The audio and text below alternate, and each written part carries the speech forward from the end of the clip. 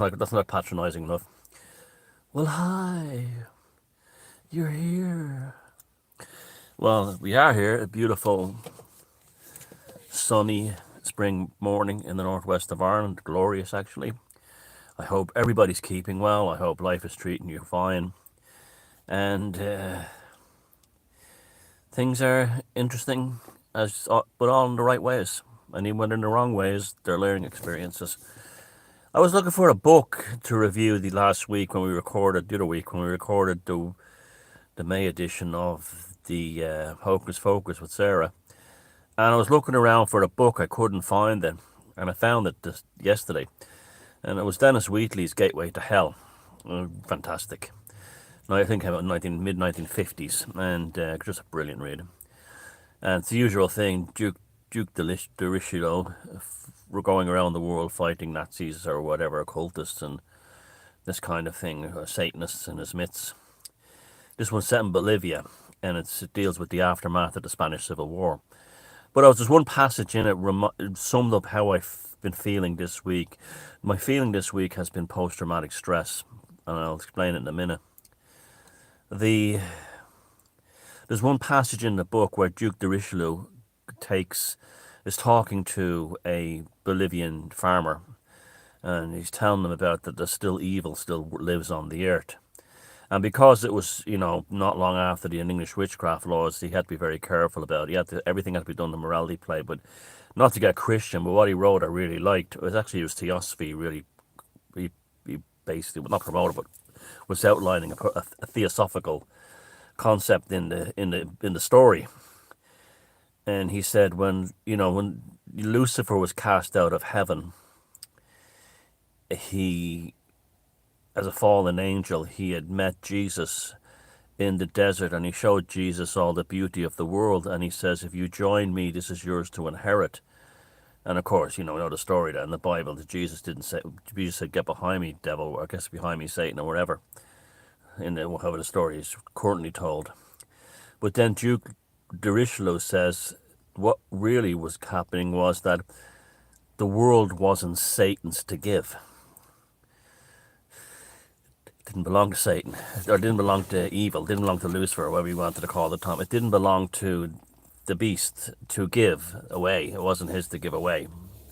And I was thinking about that in terms of the lockdown and all our freedoms. Our freedoms were not theirs for them to take away from us.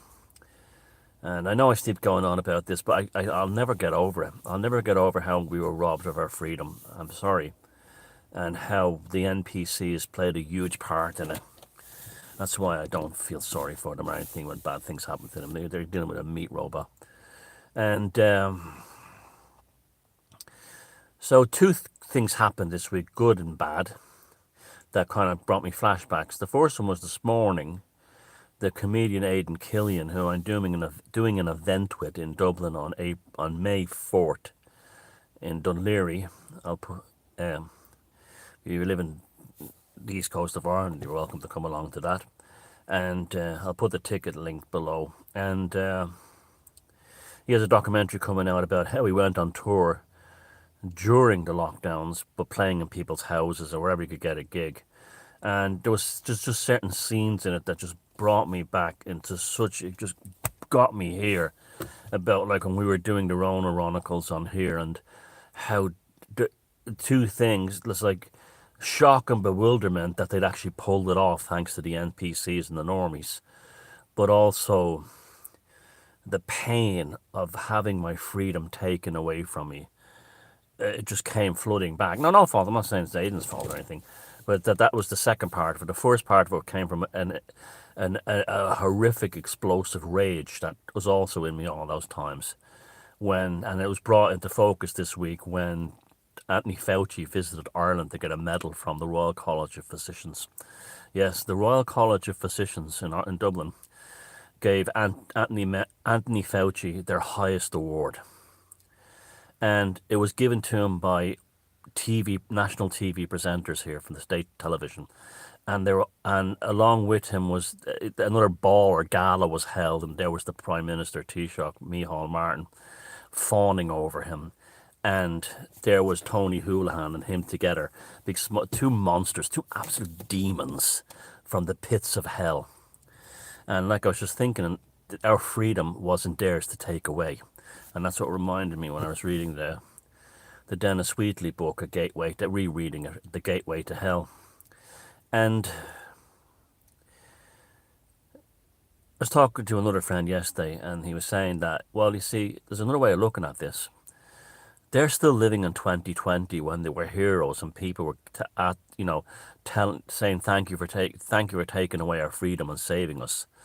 But the world has moved on, and I have to say, you can say whatever you want about Elon Musk. You can say whatever you want, but if we didn't have Twitter, we wouldn't have a real insight of how people really feel. And or X as it's called now. And on X, whenever an Irish politician shows up mainstream, or whenever a mainstream news reporter shows up, they are absolutely savaged by hundreds and hundreds of people. And you barely find someone who says anything nice about them. The amount of anger and hatred in this country is astounding towards the establishment. But the establishment are still psychologically living like la la la la la la la la in 2020 when they were all taught they were heroes for saving us. The TikTok dancing nurses and all that stuff. But to see them there, and at first my blood was boiling. I was like, what the? But now I realize what they are. They're the band on the Titanic. That's all they are. I can see it. The zeitgeist in this country has changed dramatically. Another thing too, that just during the week, RT Television on their website, RTE, Irish National State Television, the Irish version of the BBC, it featured that John Waters was running for election. It must have killed him to actually put that article up. Now, there was one or two gobshites, NPCs, who would say, oh no, but the vast majority were like, oh, he's a great guy, I hope he wins. Yes, I'm definitely voting for him. It's hundreds of comments. So something has happened since the no vote in the referendum that we bought to exterminate women and replace them with transsexuals. Something has absolutely changed in this country. A gate has been opened. You know the way I talk about in magic about gates opening. Certain things will happen as a gate. Like for many people who are conspiratorially minded, the anomalies around 911 is a gate. It steps you into a new reality.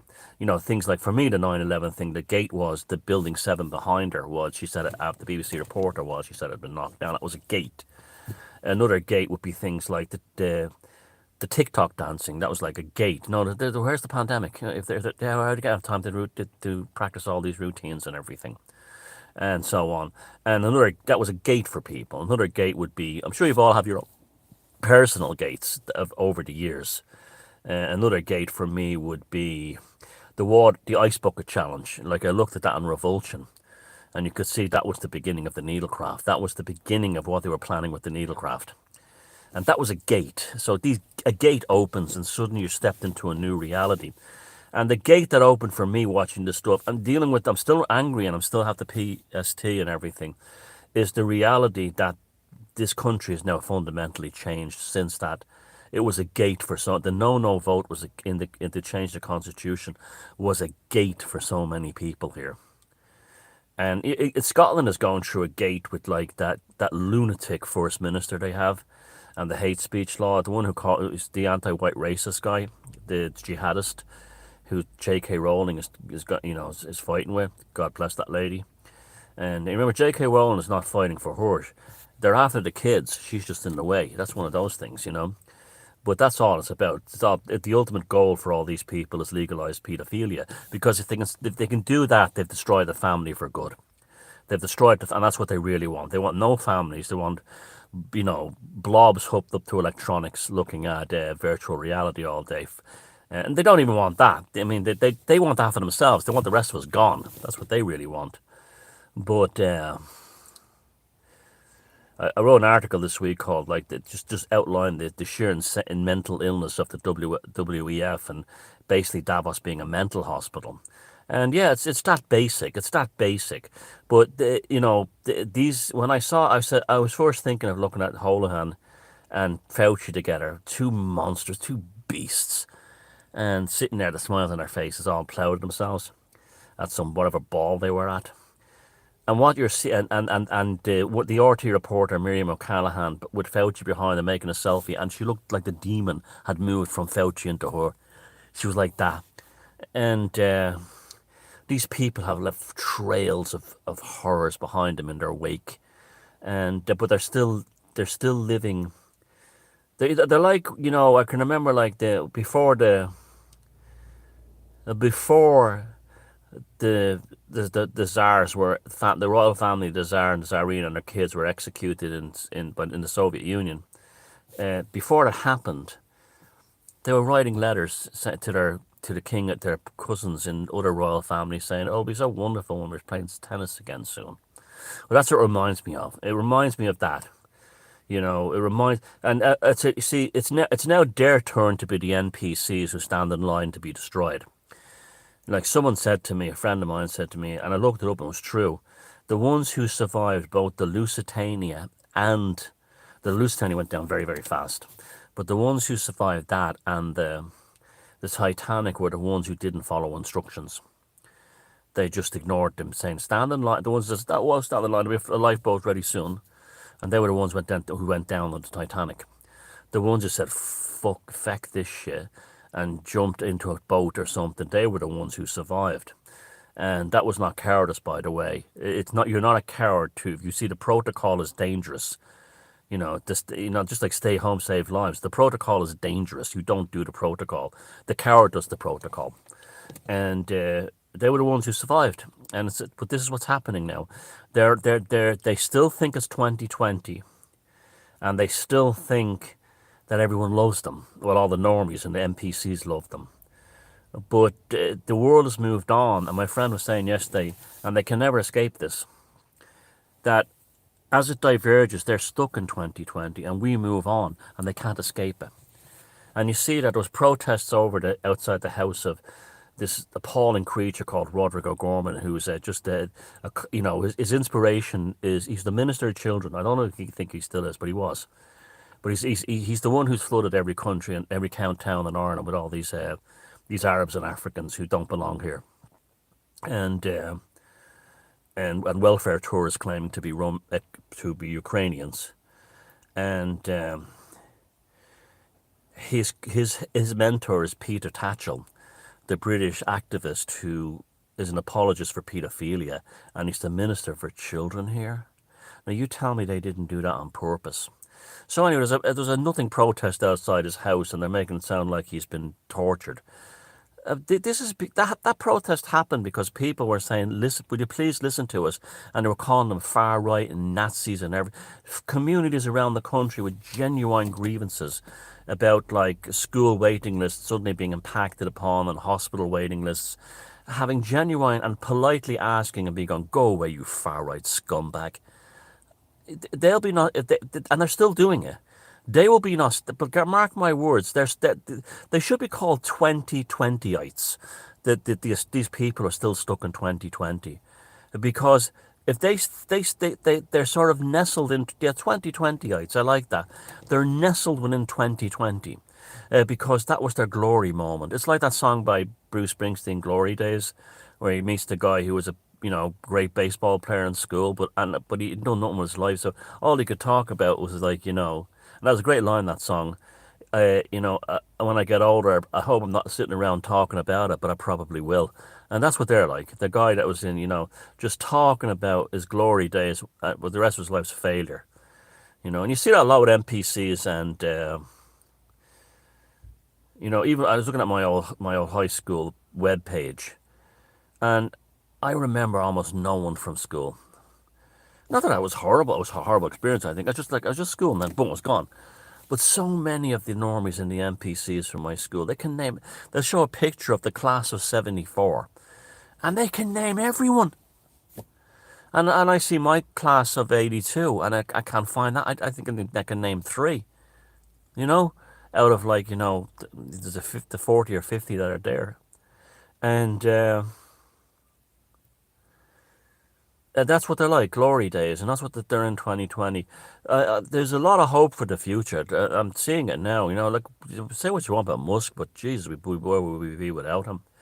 These people are, see, what happens at the Irish establishment is that people have always called them by their first names, as if they're their mates, and that means they're their pets. When you call an Irish politician by his first name, or her first name, that means you're their pet. And people are now saying minister this or calling them by their second name, and they're horrified.